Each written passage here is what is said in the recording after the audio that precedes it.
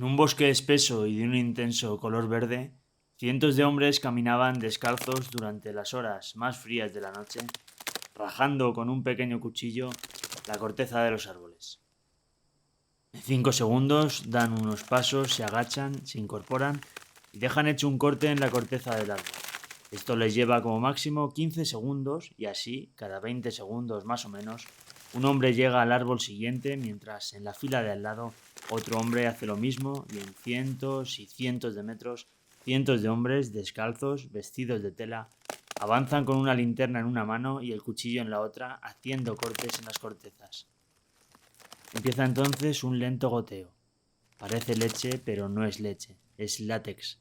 Cada noche, cada hombre sangra unos 1800 árboles, 1800 veces apoya el cuchillo en la corteza, 1800 veces hace una muesca, corta una fina lámina de unos 2 milímetros de grosor, 1800 veces lo hace con cuidado de no tocar el corazón de la madera. Y los litros y más litros de este látex, la magia del capitalismo la transformará en las ruedas que circularán por los adoquines parisinos. A los ojos europeos del inspector de trabajo le asalta la primera imagen llamativa cuando antes de llegar a las oficinas de la plantación de Michelin en Tonkin, ve a 3 jóvenes al borde de la carretera, atados unos a otros con un alambre. Una vez allí, en las instalaciones de la empresa, al olfato del inspector le llama la atención una sala y ordena que abran una habitación que permanece cerrada y que nadie, supuestamente, sabe que guardia. Dentro, un vietnamita esquelético con los pies atados con hierros y con la espalda lacerada con la marca de 6 varazos, se aterroriza y trata de cubrirse los genitales ante la comitiva que le observa. El inspector empezaba así a encontrar las primeras explicaciones a la epidemia de suicidios que sorprendió a la plantación de Michelin, en la que en 1928 murieron el 30% de los trabajadores, más de 300 personas.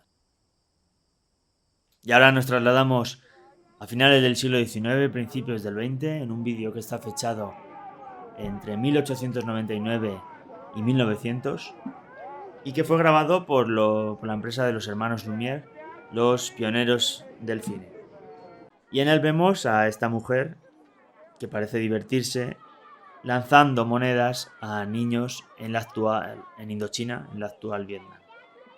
La mujer no para de hacerlo, mete la mano en un bolsito y lanza una y otra vez monedas. Algún niño osa a acercarse con la mano en alto, pero ella no ni les roza. Simplemente las lanza al suelo y espera divertida que los niños se agachen y las recojan, como cuando lanzas pan a unas palomas en un parque. La escena parece tan divertida que se une su hija. Vemos que entra en el plano y repite la escena riendo sin parar. Las mujeres, una vez se ha dicho que se trataba de la reina Isabel, pero es falso. No es la realeza, pero casi. Las mujeres son la esposa y la hija del expresidente francés Paul Doumer, quien entonces era gobernador general de la Indochina francesa.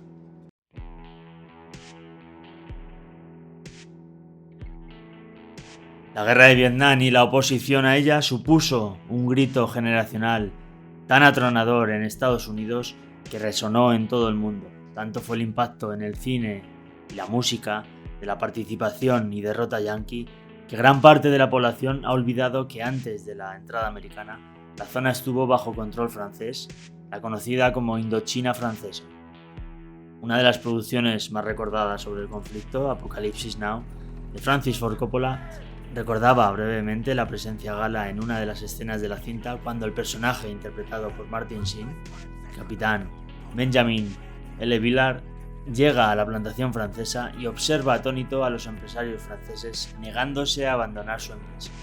Una escena envuelta de una textura borrosa que da un aire onírico que hace cuestionar si el comando americano está viviendo una escena real o se trata de un sueño. Coppola quería transmitir la imagen de una familia anclada en un pasado colonial francés que en la década de 1970 resultaba ser un fósil anclado en el pasado. Francia arrió la tricolor en octubre de 1954, claudicando ante la más imperiosa necesidad de atender al independentismo argelino.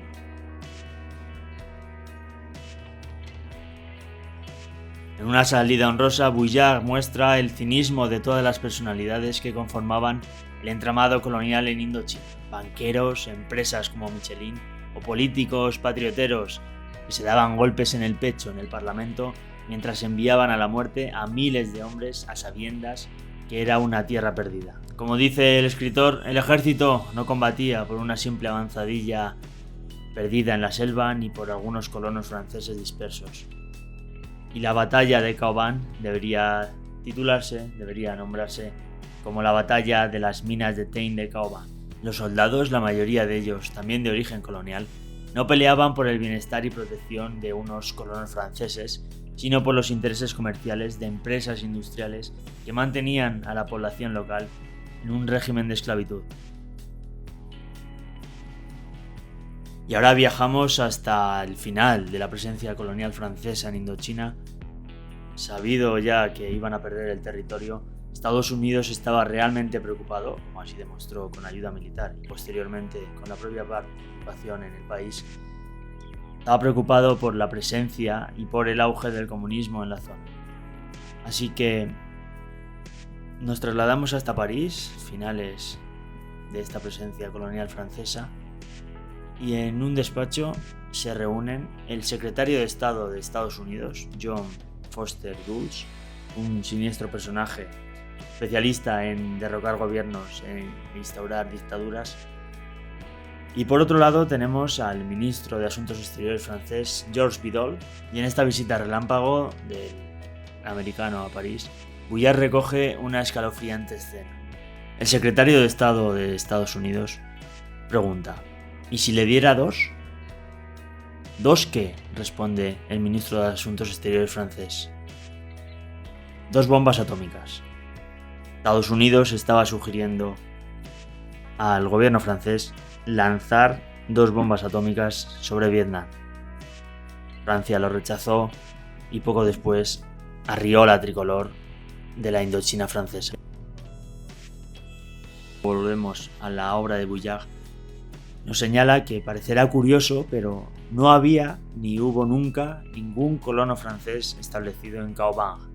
Ni barrios, ni vida social europea, comerciantes emprendedores, ni hosteleros audaces, ni pioneros de nada. Nadie. Como por cierto, tampoco había ni hubo nunca ningún europeo, Donque, Lanzhou, Maoke ni Lun Pai.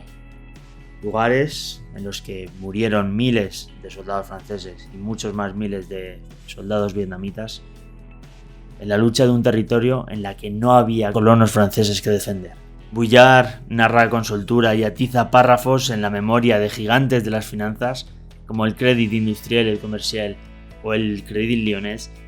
Lo hace cuando recrea la reunión del Banco de Indochina en la que se anunció que las acciones pasaban de 350 a 1001 francos. Dice Bouillard: hay que decir que el incremento era considerable. Los dividendos se multiplicaban por 3, eran rigurosamente proporcionales al número de muertos. En medio de la derrota de Francia y después de una reorganización general de las actividades del bando de negocios y de su holding, era una proeza notable.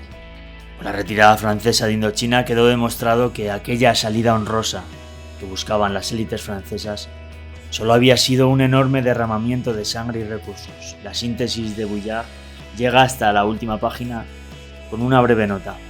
Francia y Estados Unidos sufrieron 400.000 muertos, la mayoría de ellos tropas coloniales, en Indochina.